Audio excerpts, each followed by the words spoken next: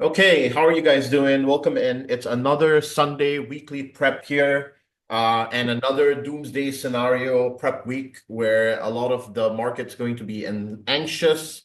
I will say that this is probably the most important week that the market will have for a while. And it's not only just because there's one piece of information coming out or one specific trend defining piece of information, but you have the FOMC, which will be happening this week, where the Fed is expected to hold rates steady. And that's the consensus across the board. That's also what the bond market's pricing in. I don't think there will be any surprise there. The main important thing that we'll be watching out from the FOMC will not be the rate decision, which none of you should be trading. And period, you shouldn't be trading FOMC to begin with.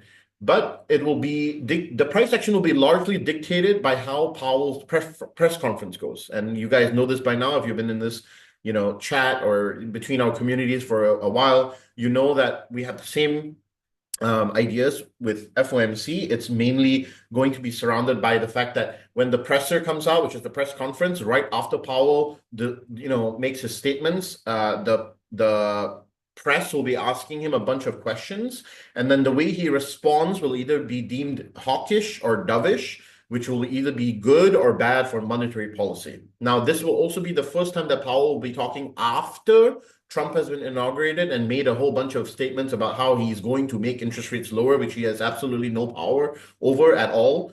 And so we will see how Powell's going to respond to that. I think, and I largely anticipate a hawkish kind of speech, which will lean towards hawkish behavior, because I think the Fed is also going to try and front run and get ahead of their reasoning for keeping rates a bit higher than usual for longer than usual, which actually is no change from their messaging since 2 to 3 years ago. So the market, though, is going to listen to something different and it's going to act on it. And that's where you have to kind of have your shit together and not react emotionally. Now, this week, also, we have a bunch of tech earnings, now major earnings coming out this week, right? So just to kind of give you guys an overview for those of you that don't know, of course, I know majority of you probably know, but your Monday is not too bad. But then starting from Tuesday and Wednesday, it starts getting pretty crazy. This is also FOMC day, right? So starting from Wednesday, you'll have a majority of the mega caps start to report. You'll have Tesla, Meta, Microsoft, Lam Research, one of the big ones, right? You'll have ADP, which is your payrolls related one. You'll have NASDAQ. You'll have ASML, which is a semiconductor. T-Mobile's here as well. And then you'll have on Thursday, Apple, Visa, MasterCard, UPS. All of the stocks that we've been talking about for a couple of weeks are all reporting this week. XOM and Chevron on Friday, which will be big for energy sector, right? And you can see that over the weekend, the DeepSeek AI news has changed the sentiment of the market again, right? And the market's going to continue to have these moments of ebbs and flows. This is nothing new, right? A new piece of information comes out, everybody panics, sells, starts to take downside coverage.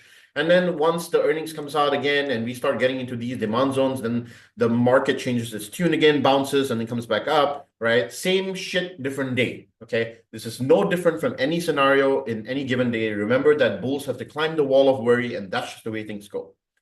Now, important thing to understand here that you're looking at two very different charts when you're looking at the SPX and NASDAQ currently. The NASDAQ was not able to break into this all-time high, but the SPX did very briefly, if you look at it, right? We were actually able to break that all-time high and made a really, very simple topish pattern here and then now gap down, which now leads us into the background macro right before I jump into the technicals. So let's just go through that very quickly.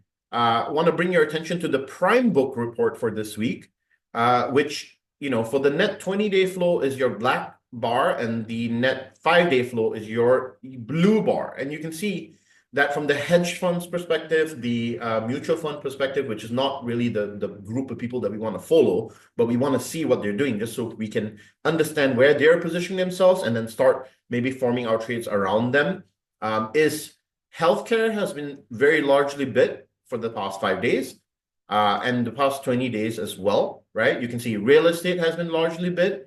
industrials has been kind of bid, and then financials has been also pretty nicely bid. So all these four sectors have been largely bullish. Now, remember, this does not mean that we go bullish on them, because I'm about to show you the sector rotational chart after this, and then you'll be able to see, you'll have a better idea on where all of this becomes a point of confluence. The two sectors that were actually performing the worst in the past 20 days were energy and consumer discretionary. Now, remember, once again, this doesn't mean anything about that sector, the constituents within that sector. Because if you think about it, Amazon's at all-time high, but it's one of the bigger weights of consumer discretionary. And in energy, we have had very few big movers that have already moved, and now we're starting to see some of that selling action come in. So we just have to be cautious, right?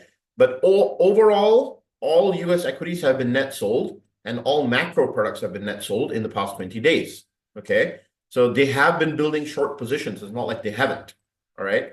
Now, another thing is the tactical sentiment. If you realize last week we were just here, right? And now as we move back down into the yellow/green, this is where that little bit of tactical pressure will start to release from the market. As I mentioned multiple times before, in this year, this specific year, where we have a new president coming in, expect a lot of these corrections and a lot of these whipsaws, because it's quite normal. And the last time Trump was president, you guys know how this went. It was a very volatile year, right? So as we move back and forth with this, I'll show you guys that this kind of lines up a lot like the NAMO and NASI in terms of the momentum. But remember, you don't need to use this as the know all be all, right? This works hand in hand with the NAMO, works hand in hand with the NASI, works hand in hand with the anti-VIX indicator. They are all kind of in the same realm of helping you understand when valuations are stretched and when things need to be focused on. So now let's look at the sector rotations. So this is kind of like your RSI chart, which is telling you when things are overbought, oversold, right? When you get up into the 70s, this is where things are a little bit overbought, and you get into the 20s, this is oversold. No way should you follow this to the T, right? This is just a general guidance on momentum more than anything, right? So if you look at materials, we're close to the top, we want to ignore this one, right? With biotech, it's somewhere in the middle, we'll ignore this one. Consumer discretionary, midway through a move, this could pull back before moving up again, or it could just straight go to the upside, right? So either way, when it's mid through the move, we don't want to touch it, right? Consumer staples, a little better, right? Sitting on the lower end of this, but has lots of upside. And now that the market's dropping, if you guys attended the course, remember what I spoke about. What are the defensive sectors? Consumer staples, one of the defensive sectors. What are the other defensive sectors? If you guys remember, there's healthcare. There's also, what else? So remember, pay attention to these things, because now that tech is out of fashion temporarily, where's that money going to go? It's going to go into other sectors, and that's why your rotations happen. So now consumer staples will be under view, right? This is where I was talking about J&J as being one of the prime candidates for the move, right? Energy sector, overbought largely, looking for a pullback, right? And you can see the same on the XLE chart if you look at it, right? And financials approaching the top, right? It's approaching the top. And I told you guys during last week's prep session that financials likely has a little bit more upside, but it's likely approaching a topish scenario. You can see that since that, right, we were somewhere here in last week's scenario, right after financials posted. And since then, we've moved up into the supply zone. So now that we probably have just a little bit more upside, and then financials will be ready and ripe for a potential either short or a holding pattern. And you guys know my stance on this. When something enters a previous resistance, I try not to guess whether it's going to go higher or lower. You just let price action do its thing and confirm that. Okay.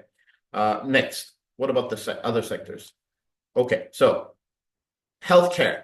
You can see the sector got decimated quite a bit. Now it's rebounded, heading into the overbought territory. So no real move to be made here. Ignore, right? Housing, also about there now, right? Getting up there. Industrials, it's there already, right? So these are really the sectors that will rotate out of, and then new sectors will take its place, right? If you look at mining, same thing. If you look at oil producers, these two, the oil producers are very linked with your energy, right? And then you have REITs, which is halfway through a move, so we will also probably ignore this sector. But the only one so far that has a little bit of upside is consumer staples, right? So pay attention to that one. Next is retail, right? retail is actually one of the sectors that have upside, and it's showing that potential sign of reversal. So if you're looking to trade retail, this might be the time, right? Semis stuck in the middle and consolidating, has been consolidating for a while. No real move here. And technology has bounced, but has yet to gain any momentum. So these two sectors are kind of stuck in the middle where I don't like them, right? Utilities already made the move up, is approaching that slightly topish area. And so once again, no momentum here. So if you really, really look at it, there's only one sector that, two sectors that have decent upside, like clean upside, which is consumer staples and retail, right? The rest of the sectors, not really that much momentum to chase. In other words, the risk to reward ratio in terms of the expected move is lower. So I wouldn't want to chase them. Now, having said that, there is also the FOMC preview here, which you can read. So largely expected to hold rates 4.25 to 4.5, as I mentioned earlier. And now it's not really about this rate cut, but it's more about the upcoming rate cuts, which will be priced in after this, right? So the main thing that you want to understand here is for this meeting, we're already locked in, right? For the next meeting, even, we're kind of locked in, 70% on the way there, right? And then you'll have all of these, which are the next meetings, will change after the FOMC meeting. So no reason to really look at this right now, but after FOMC, you'll see this 70% will change, this 50% will change, and then this 45% will change as well, based on what Fed Powell says, right? My view is that we'll get the rate hold here, we'll get the rate hold here, and then based on these two meetings here and how Powell's tone is, we'll see May become a more likely chance that we get the rate cut, and then followed by June, maybe a potential rate cut. That's my view, which obviously will change over time. And I will give you guys updates when I see the data come out, inflation data came out, jobs report come out. Remember, we want to see the jobs market weaken, not strengthen here, okay? And we want to see inflation weaken, not strengthen here. So the thing about it is that in order to achieve both of those things, the Fed needs to be on board. And so that will be something that we'll be watching. Okay, now let's talk about the technicals on the indices. SPX versus NASDAQ. If you look at the NASDAQ, we rejected cleanly off this supply zone up here. I was mentioning last week's that this would be the key level. We broke out of it and then chased that upside. And now today, we are actually gapping down below it. So this is what we call a exhaustion or breakaway gap. And so when we have this happen, this is a change in sentiment overnight, where market participants are now saying, we want protection, we want to take the downside move on this. Now, where is likely demand to come in again? Well, where you are right now could be one of the demand points, okay? Another demand point on the NASDAQ will then be below at 21,200, all the way down to around 21,100, okay? And if we really melt down further than that after FOMC, then you come back all the way down here at the 2,600 level, all the way to 2,800 level. So this will be the next one after that. So as the market comes down or as it corrects downward again, we'll see where the demand comes in, and then you'll be able to make a decision on where to go long. I think majority of you who were following Andrew's plan from the last week, you should have hit this perfectly, right? I think he was bullish and bearish at the same time because there was opportunity for a high risk reward ratio play to the downside versus also the continued melt up, which then over the weekend, you got this DeepSeek BS news, which actually really doesn't make a big difference to the market climate. And if you look at the SPX, you'll see the SPX fell less than NASDAQ because remember, DeepSeek the news was mainly hitting semiconductor stocks and hitting all of the heavy tech stocks rather than hitting the S&P 500. Like, it's not really going to affect banks, right? If you think about it, which is the biggest second biggest sector in the S&P 500. So with banks still being strong, but then semi is getting hit. This is why NASDAQ's performing more poorly, and you'll see that correction start to move down. So with SPX here, once again, this could be one of your support levels, right? At 6033. Of course, Andrew's going to show us the data in a little bit here, and we'll get confluence. The next level in which you'll see support will likely be somewhere down here, right? Which is your 5920, I think approximately SPY 590 or so, which should be around here. Actually, let me pull up the SPY chart so that you guys don't get confused here and give you guys a lowdown that way, because I think the SPX chart may be confusing you guys sometimes. Okay, so SPY chart here, much easier, right? So you're obviously SPY is going to open up somewhere down here, right? 600, basically. We're back to that gamma level that we broke out of, right? And then below that, it's going to probably be around that 595, right? And below that will be here at 588, all the way down to 584. And so you'll have multiple levels here for us to build demand as we come down. Obviously, this is not going to happen. It's not going to come all the way down here. I don't think so. But you don't know. FOMC might do all this hocus pocus BS, right? So just be aware that these are your key levels. There's a 600 level, which is coming up. There is obviously a 595, which was a previous level of resistance here, and a level of support. And then you also have these other levels, which are key levels down here at 588, and then 585/584. So there are multiple levels here for the downside. For all you know, 600 becomes your bounce level. Tech earnings comes out really good, and then boom, we just rush back into all-time high. Very possible, guys, okay? You have to understand, market manipulation is at its finest, and if you cannot bear to hold through the fear, then you don't deserve to be invested. Unfortunately, this is the real truth, because when the market sells off like this and when things move down like this very abruptly and FOMC comes in, or when the market gets very fearful, if you become fearful, then you have just followed the herd. These are moments where if you have stocks that you really think are a discount, you go in and buy them. You don't stand to the side and say, I'm going to wait to see what happens. Because if they are at key levels and they're retraced back to key demands or key support, that's the level that you add shares, okay? Not when everything's up. I know you guys have this uncanny ability to buy the tops and sell the lows, but please, if there's anything you learn from both me and Andrew, is you need to do the opposite from the crowd. And you need to understand that when the news starts polarizing shit, don't fall into it, right? Okay, so that's kind of all I have in terms of the sector rotations. Remember, recap and summary. Consumer staples. And what is the other sector that we looked at that was potentially long? Someone tell me. Retail, right? Great. So focus on these two sectors this week. Find opportunities within them. If you don't know how to find opportunities within them, it's very simple. Go look up the holdings of that sector. Go find out if the charts are good setups. Remember, it doesn't mean that the sector is willing to bounce means the charts will bounce. Find the charts that are aligned with the bounce. For example, if I pull up retail and I see both those charts, I think Target is one of them, maybe. Retail XRT. What is the...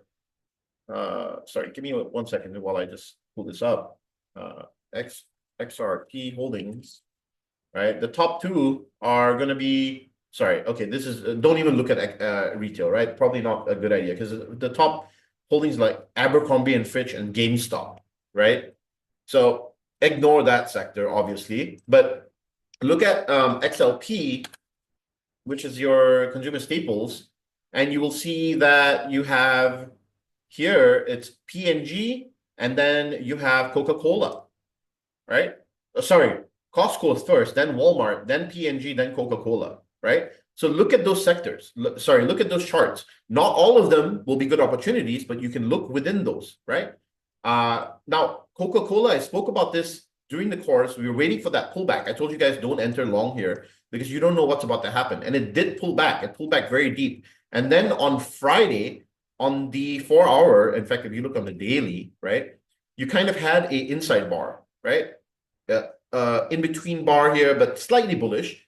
You'll need further confirmation on this when you get into the trading session today. But so far, it's setting up nicely for a potential reversal. Okay. Now, what would allow you to take this long? Only if you break above 62, right? On a shorter time frame, like a 15-minute, and then bounce on that 52, and then you can take some upside. Now, there is a problem with this setup. Let me explain that to you very quickly right before I give this over to Andrew. I was looking at the KO flow, the summary of flow, and I'll just put this up to you guys so that you can understand. Sorry, probably easier for me to do this. There we go. So if you look at this now, for January, if you look at this week expiry, next week expiry, there's a bunch of people who are selling 62 calls against Coca-Cola. And then somebody who's also selling 62 puts. This is likely one person taking a straddle between these two positions, right? Sorry, selling a kind of a credit spread in some ways. But then after that, when you look at the week after, the selling pressure goes off, or that pressure on holding the stock down goes off. Immediately at 131, you start seeing the 64 come in, the 63 come in, the 61, and then a 59 put as a hedge, right? So there is some upside betting here in Coca-Cola, as well as some put selling for even next year. This is probably a long-term hedge, right? But there is activity here for this upside. In fact, there's someone going as far as buying, not significant, this is 500 only, but March $75 calls. Now, this is obviously a very out the money bet. They're not going to stay in this position the whole time, right? So just be aware that for this week and next week, Coca-Cola might find itself suppressed below the $62 level because there are people selling calls here, right? And so if people are selling calls here, they don't want the price to go above. They want those contracts to expire worthless, likely to see Coca-Cola sideways. So we need to see a close above 62, right? For those people to get squeezed and then need to go in hedge by buying shares. So understand that. Don't get pressured to take the upside here just because, it's one of the sectors that are within the consumer staples. Okay. All right. That's all I have for you guys. And I hope that was helpful.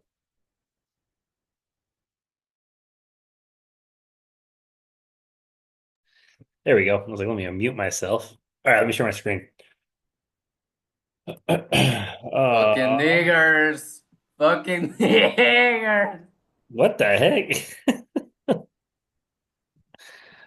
All right, let's get into it.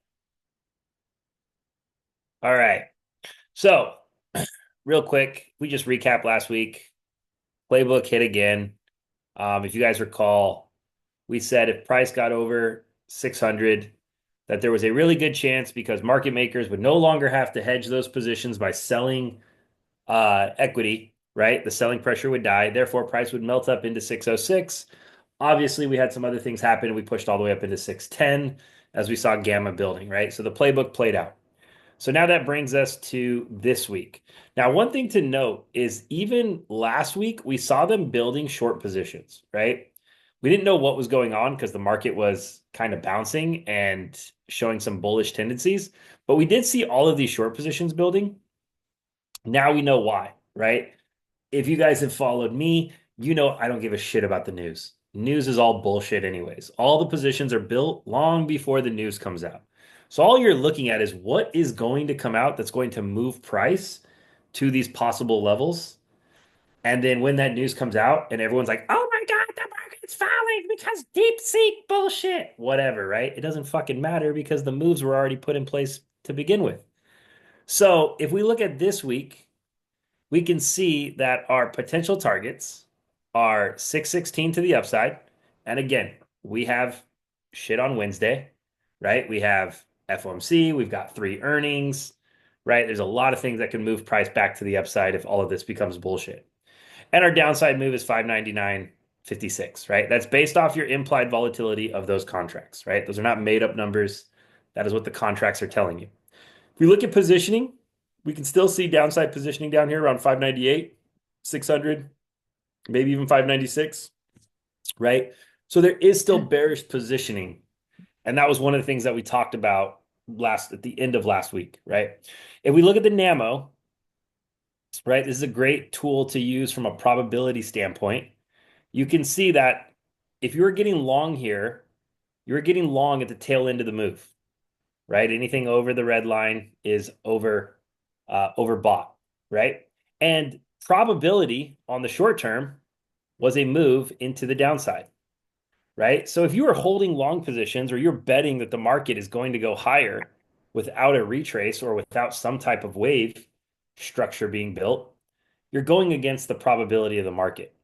If we go back to our tools, right, the 4-hour trend bot, which is 4 for 4 on the year, triggered short on Friday, right? And so that was an indicator of a possible shift in trend, right? So again, things, right? You want the puzzle to come together. That's what you're trying to do, right? You're looking at the data to understand what's happening, and hopefully the puzzle is starting to come together. Obviously, the Nazi is bullish, but that's more of a long-term thing.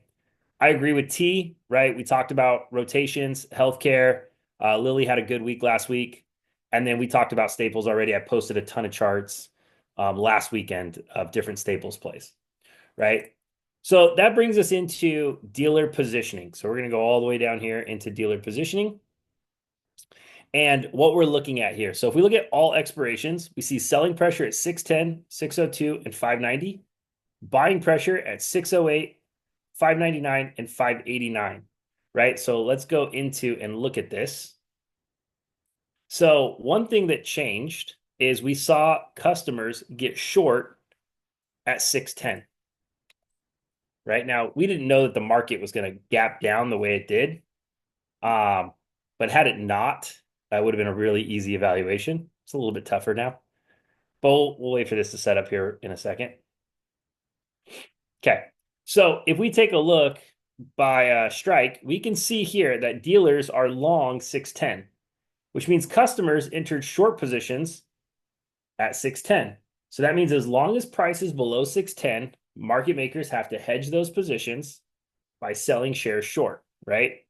So the next level you're going to watch is going to be this 602.50, which currently right now SPY is sitting at, what are you at? Some change here.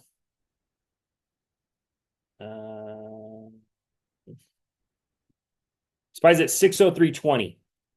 So just around that area, right? So 602.50 is going to be the next level. If we break 602.50, then a good chance that we come down into this kind of 598, 599-ish area. And then we watch to see what happens there. So if price somehow gets over 610, let's say Tesla earnings, Microsoft earnings, Meta earnings, and the FOMC somehow is bullish and the market recovers and we're back over. If we break over 610, there's a good chance the market is just going to melt to the upside again, eating everybody's puts.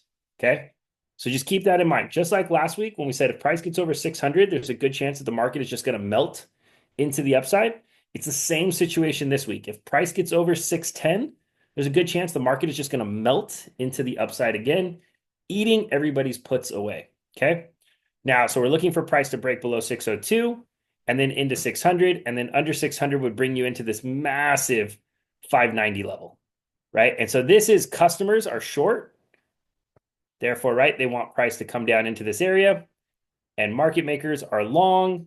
So if price were to break 590, which I highly doubt would happen, this would create a massive sell-off in the market as dealers would have to sell shares short in order to hedge all of that risk, okay? So keep that in mind. 610, really important level this week. 602.50 is going to be that next level, then 590, and then you got this little 600 buying pressure here. So now if we take a look at the chart and we see what this is going to look like, clearly we already had a little gap down, right? So if you look at this, we've talked about liquidity sweeps and things like that, and you can see right here that price pushes over, sweeps those highs right into that 610 level where the selling pressure is. And then obviously we're down somewhere around this area, right? So pretty much in line with what we expected to happen, right? We're around 604, 603 right now. That potentially could, be in that area. So we can see, right, that price came down into this. So we would possibly look for a retrace into this 608 level where market makers are short. If that buying pressure doesn't kick in, then we look for price to come down into this 600 level, okay? So the key thing here is this 610 level is kind of your end-all be-all. If price gets over 610, then that selling pressure kicks in, or the selling pressure goes away, and the market can then melt up into your upside targets up here, right? Which are up here. Now, if we break down, then we look for price to come down into 602.50, down into 600. And if 600 breaks, then we potentially come down into this 595 area. Okay. Now, if we take a look at this from a gamma standpoint, you can see the levels clear as day. There's 600. It's the biggest level. So that is going to be the key area. That's what I just said. There's a buying pressure right around this area. If this level breaks, you're looking for more downside. If this level holds, you're looking for upside. This is 620. So again, if price gets over 610, there's no selling pressure. The market can melt. If this level starts to build up, good chance that we're going to continue to see upside. And you can see out here, they're even building for 640. Okay. So pay attention to those key levels. If you're not paying attention to them, there's nothing I can do for you. The levels are right here. So if you go into this all expirations, these are all the key levels. So you guys can have them. And then if you look at the chart, which is posted everywhere, the levels are on the chart. I even circled the 610 there, but you can see all the key levels here. They're all marked. You just have to look to the right and you can see them all. Okay. From a dark pool standpoint, right, there's a big dark pool level right here at 601.27 that we never really came down into. So just keep that in mind. It's 4.7 billion. And this is where you're kind of sitting right now, right? You've already broke this. You're kind of sitting right down in this area. So if price doesn't break over this level, watch for this to come down into here. Okay. Again, probably working its way down towards the 600 level, which would be my guess. But that's just the key things you want to pay attention to. So right now, we're probably going to open somewhere around here, would be my guess, based on what we're kind of seeing. Maybe we get a little bit more red in the pre-market. We'll have to wait and see. If that were the case, I would look for some type of retrace, giving you that lower high, and then potentially getting a better washout before those earnings on Wednesday. I would love for the market to sell off heavy before Wednesday, giving us plenty of room for upside into those earnings, as well as the FOMC. Now, for FOMC, for those that want to trade it, the strategy is very simple. Right in here, you have the playbook for FOMC. Very much like what T said. There's a few different ways you can play it. Where is it? Where is it? Where is it? Did I miss it? Where are you? No, it's in here somewhere. There it is. Okay. So you have chop. Then the rate decision comes out. The rate decision gives you a direction. If the rate decision, the market moves up on it, then you watch for them to wash out the calls. And then after the press conference, it usually likes to move in that direction. And then vice versa. If the rate decision comes out, the market drops, then they like to push up, wash out all the puts. And then when the press conference is over, unless something is said that changes the direction, it usually moves in the same direction. Not necessarily the same day, could be the following day, but usually it moves in the same direction, okay? So whatever happens when that rate decision comes out, that's the direction that you want to be watching for a potential breakout into the upside once the press conference is over. When the press conference is going on, it's just back and forth. You're very rarely going to get true direction while the press conference is going on. So that's just scalping. You're just scalping back and forth if you want to do it. Okay. So just keep that in mind going into this week. Obviously, we have the gap down going into tomorrow morning. We'll have to see how things kind of settle, where things kind of line up. But essentially, if price somehow gets over 610, then I will be looking for the market to just melt again to the upside with earnings, with FOMC, because there will be no more selling pressure. Okay. All right. I will now open it up to you guys and your questions.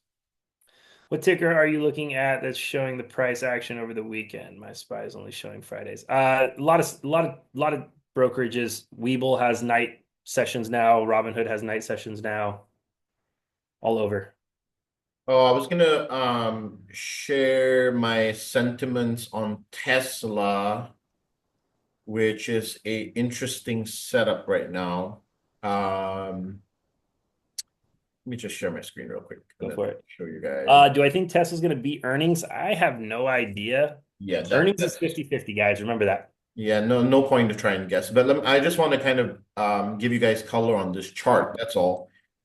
Which is a pretty interesting chart. You have a big impulsive wave and a corrective right after that.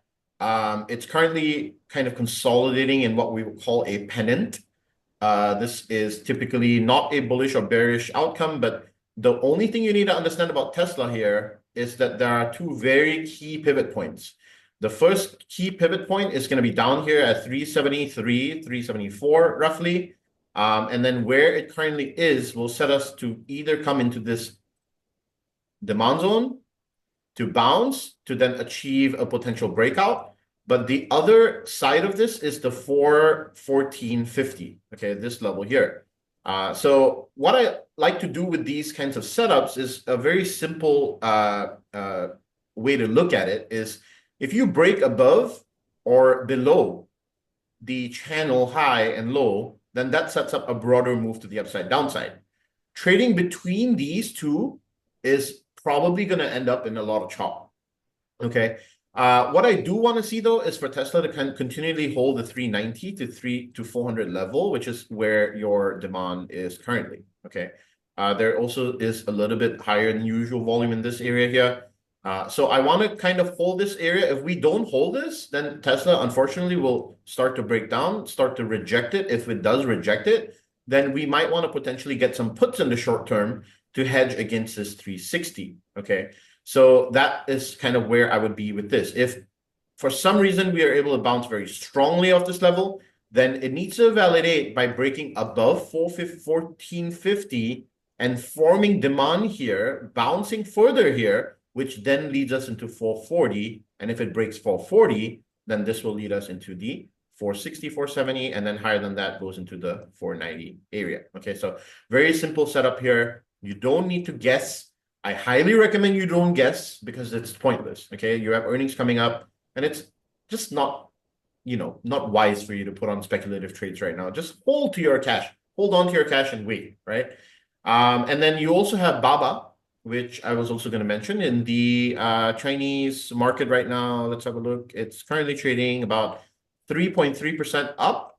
This is obviously following the news from last week as well, and also just pressures.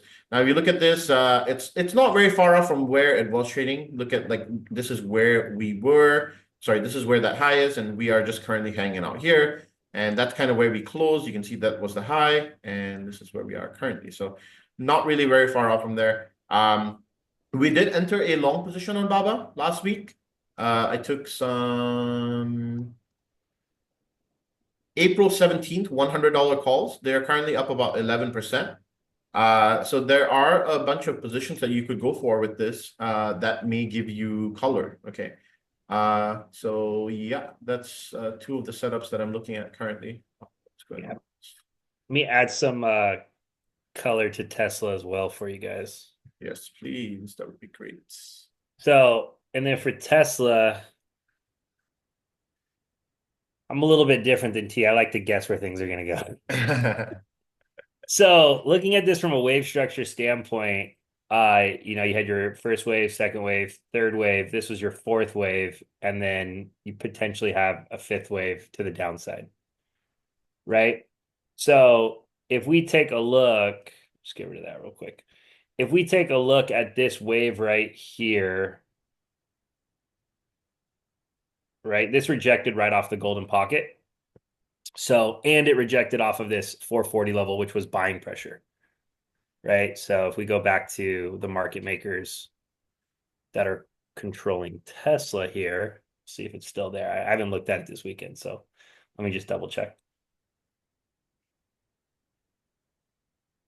Right, so let's see. Buying pressure at 440, buying pressure at 450, so 440, we said that was what, 400? That's selling pressure now. Yeah, so selling pressure. So customers are very short, as you can see, which is pushing market makers to be long. Okay. So your biggest selling pressure levels are 425 and 415. Very, very similar to what T just talked about, right? So 415 is selling pressure. So now if you go and take a look at this, right, and we mark those levels, so 415 here, 415. There we go. And we can see that prices, obviously it's gapped down, right, with everyone else. I think it's around like 394 or something like that. Right. And then selling pressure is at 400. Selling pressure still there. So pressure at 400. No. So 415, 420. And then buying pressure was 440. So the buying pressure never kicked in. So that tells you that the market makers didn't want to buy to hedge, right? The market makers are short. So therefore they kept the price down. So that would give you no incentive to buy there, right? So market makers have no incentive to buy this right now because they're collecting premium off of this 440 level. Now you broke the 415. So therefore, they have to hedge to short, and this 400 is no longer there. So we'll get rid of that, right? So unless price gets over 440, the buying pressure doesn't kick in. You don't have the upside move from the market makers. So what you'd be looking for then would be a retrace and a possible bounce down in this area, which would be the golden pocket, right? Which is essentially where it's kind of sitting at right now, right? I'm pretty sure what's Tesla sitting at right now overnight. I think it's sitting in this golden pocket area. It's at 397. So it bounced right out of this area, right? So it came down into this area overnight, and now it's starting to bounce here. So that would make sense. So back to T's point, right? It's going to be really choppy until something kind of sets up here. For me, it would be the break over 440 because that would be where the buying pressure would kick in. Or at least over 415 when the selling pressure dies, and then maybe it melts back up into 440. But ahead of earnings, you're going to be paying for juiced contracts. So there's really no excitement to be buying into this right now, unless you're deciding to play earnings, and then that's 50-50. Now, from a data standpoint, I will show you the one that I think probably is the most optimistic for earnings, and that's Meta. So Meta's got some clear levels, 700, 750, and then for some reason, somebody out here has been loading up on 1030 calls. So I don't know what's happening with Meta. I don't know what information is out there about Meta. I would definitely pay attention to this earnings call because something could happen here with Meta, and you probably want to pay attention to this call. Not saying it's going to go to 700. I don't know what's going to happen. But from a data standpoint, the levels are very clear here. Tesla, I think 500 could be a possibility. Again, if it gets over that 440 level, 450 is kind of that midpoint. You can see 400 is the most important level, and then 500. But again, you need to see that buying pressure kick in over 440. Our Chinese stocks potentials. Yeah, and then I also saw a bunch of flow on Baba ahead of earnings. If it pops before earnings, I will exit my longs. Yeah, Baba was a great risk to reward. If you guys remember, we've talked about it a few times. This was a fantastic, I like to look at the week chart on this, but you can see how this has been playing out. So this is fantastic. We have a nice gamma level here at 100 on Baba. Right there. So you got a nice level of gamma right there at 100. And then if we take a look at dealer positioning, I think it's 85, if I remember correctly. Dealers have been getting squeezed since 85. I want to say, where'd it go? There it is. Dealers have been getting squeezed since 80. And then dealers are long 85. So they're now, they have no incentive to push price down. And then you add more buying pressure at 92.50. And then that would push you up into most likely 100 because then you have buying pressure again at 110. So, no, 600 is still the biggest level. So Baba, as long as it stays over 85, you're looking for a push up to probably about 92.50. No, Meta level's still the biggest level, 600 is right here. 580 is gone. 600. So, but again, if you're playing any stock that has earnings, remember those contracts are going to get juiced and you're overpaying for those contracts. NVDA. So NVIDIA is stuck. So NVIDIA is stuck in this range here, right? Essentially here at this 150 gamma level up here, right? We'll put that level back up real quick. Right, here's NVIDIA. So 140, biggest level, and then 150, still kind of that wall there. So we'll just put that back real quick so you guys can see how it's reacted to it as many times as it has. Right, so you got this wall right here at 150. Until you get a close over 150, you really don't have anything there. And then 140, obviously that key level there. If you look at this wave structure here, which we kind of already drew out, we're looking for price to come down to 135 to 133. which it came down to, I think it's already there, right? It's at 135-ish, so it's already there. So NVIDIA is going to open right inside this golden pocket here. So again, how did this play out? Here's the top of your wave. Here's the bottom of your wave. Price retraced up into the golden pocket. There's your rejection right there. There's your liquidity sweep right there, right over the high. And there's your sell off. And then obviously there's a gap down and it's sitting somewhere around here right now, right? So you essentially be looking for a bounce here and then using kind of this area as your stop loss to see if it can push back up into 140 if the market kind of comes back. But not really a lot here with NVIDIA. So it's kind of what you're looking at. Selling pressure 85 on Baba, right? Yes. Selling pressure 85. So as long as it stays above 85. MicroStrategy, same thing. We talked about this. We said nice rejection, no long unless it closed over 400. Obviously, it could not close any candles over 400.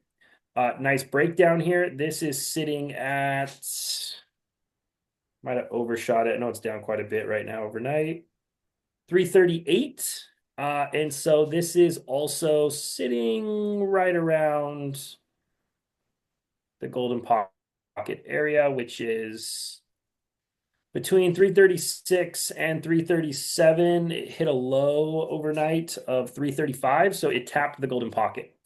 So again, you don't want to be getting long after a move like this. That's not very smart. You're kind of just asking to lose your money. If you went short anywhere in this area using 400 as your stop loss, the gamma resistance, then this would have been your target and you've already hit it. So at open, if this is still sitting somewhere down here, I would definitely be looking to take profits and watching for a possible reverse on crypto. So also played out perfectly.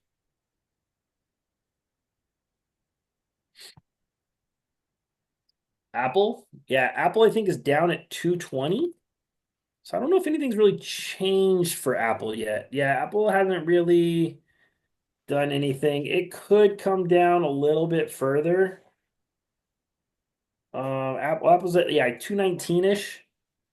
So it might come down into this golden pocket still. Right, it's a little bit more downside, maybe 217 to 211. Again, with earnings this week, it's had a pretty good sell-off ahead of earnings, so I'm probably looking for upside here on Apple earnings. But we'll see what happens. I think it's on the weekly 200 moving average as well. I don't really use moving averages much, but I think it is. I've seen some posts about it. So it's going to have to kind of hold this area. Hasn't really been able to do too much just yet. I have Tro earnings on 2-2, have 90 shares and some puts for protection February 110. Aside from 50-50 on earnings, any thoughts on Tro? From a wave standpoint, what would make sense? A bounce.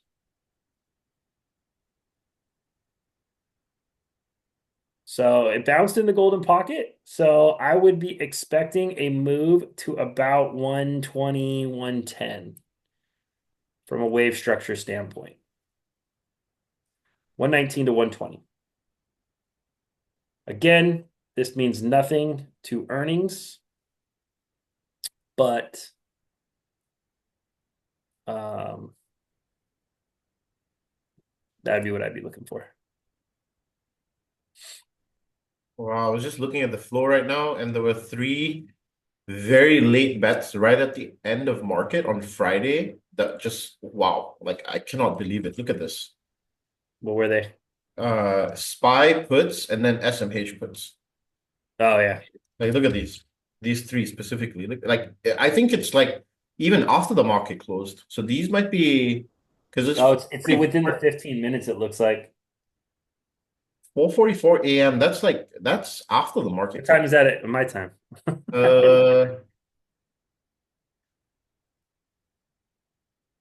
I have no idea.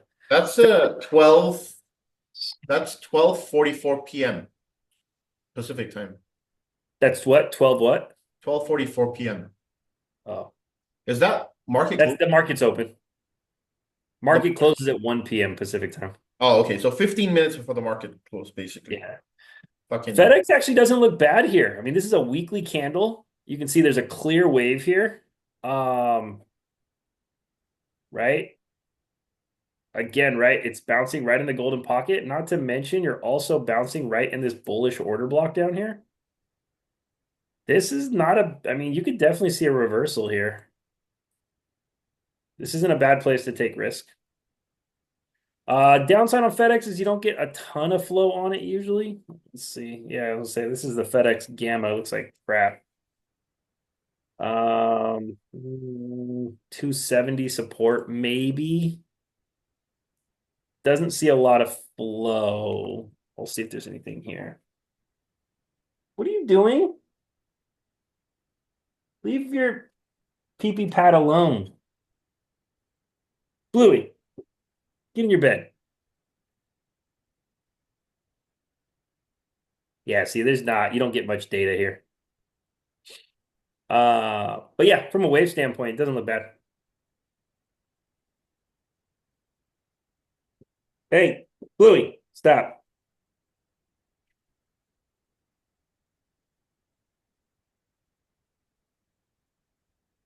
All right, only 8 minutes left.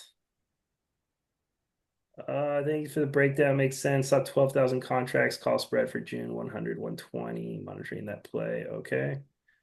Also, we saw Baba flow.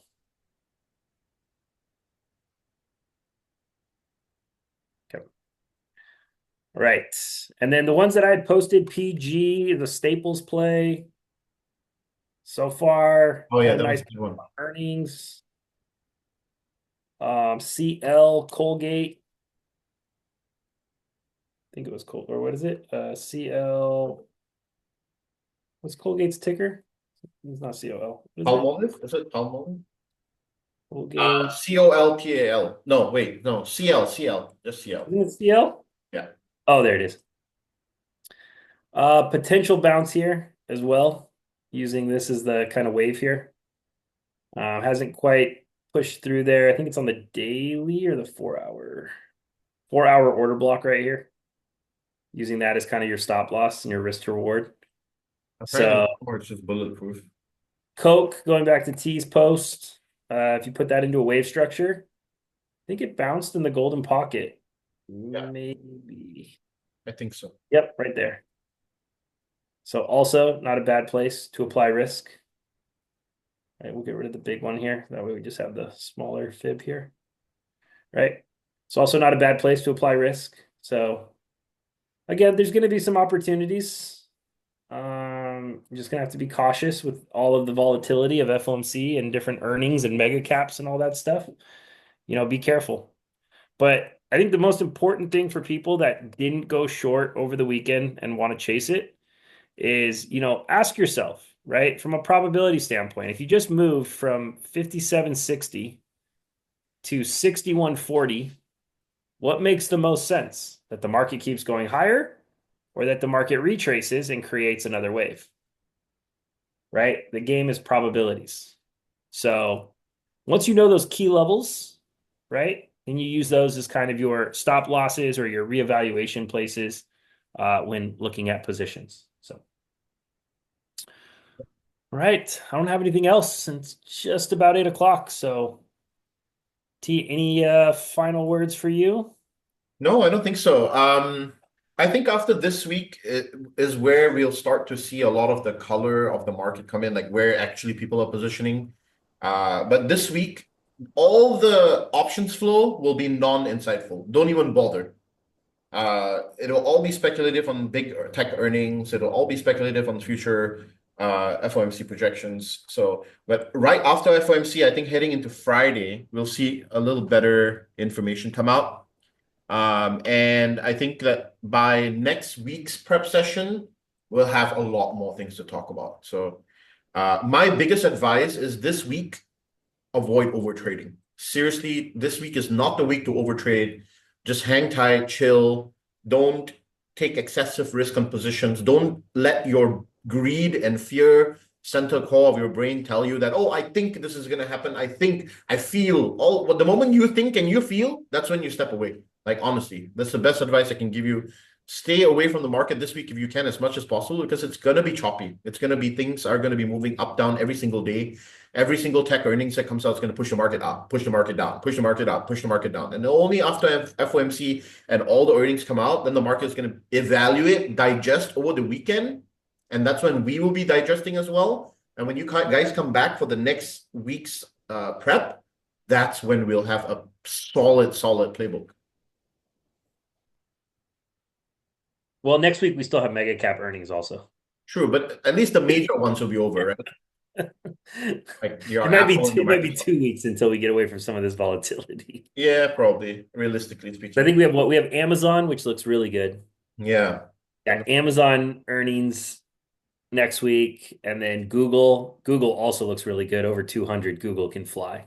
Yeah. I'll show you guys those real quick. There's some key ones that I'm really keeping an eye on. So, and we'll end with that. So Google is very clear. I like to use 4-hour candles. You can see clear as day that Google has not been able to close over 200. Yeah. So this one is one that I'm definitely keeping an eye on. If this has good earnings, Google might explode. We also know that 200 is the biggest gamma level. Right? Oh, shit. They just started building 260. Oh, wow. Oh, wow. Okay, so we definitely keeping an eye on Google. Google over 200 is looking really good. And then Amazon, not so much from a data standpoint. I just think Amazon from that bull flag looks really clean. Right? This bull flag right here. So, but Google's definitely one of the ones that I'm keeping a very close eye on. Closes over that 200 level look really good. So, and that's it. That's all I got for you guys. So, yeah, Amazon's a price discovery. Yeah, so price discovery play. For the rest of you, I will see you guys tomorrow morning for Pre-Market Live. Everyone else, I wish you guys the best of luck this week. Be careful, be safe. Don't go chasing the market. Let it kind of do its thing. We'll see what happens. But most likely things are going to open red tomorrow. So, mentally prepare yourself for when you wake up and things look that way. That's a big chunk of it. Yeah, we'll have a pre-market session to go through very briefly what we're seeing pre-market, but pretty much, I think if you attended this session, the pre-market is just like a refresher as to what you're looking at. So you'll be set. Thanks for attending, guys. I'll have this recording up, in a couple of hours from now. Good. Take it easy, everyone. Peace.